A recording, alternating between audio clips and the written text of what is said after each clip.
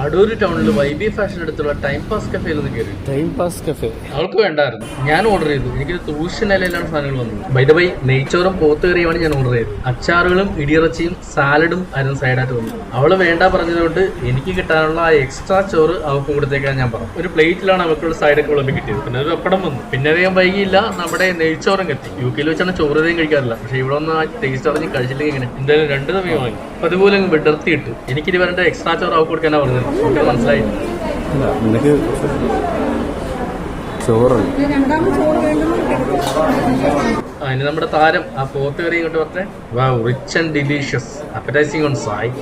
അവൾക്കും കിട്ടി കുറച്ച് പോത്ത് കറി. എനിക്ക് കിട്ടിയ പോരാന്ന് പുള്ളിക്കാരിക്ക് മനസ്സിലായി. വീണ്ടും വിളിച്ചു. ഞാൻ പറഞ്ഞിരുന്നെങ്കിലും തെറ്റുണ്ടാന്ന് നോക്കി. ആ പോത്തിന്റെ കഷ്ണങ്ങളൊക്കെ ഗ്രേവിയിൽ വെന്ത നല്ല പരുവത്തി കിടക്കുന്നുണ്ട്.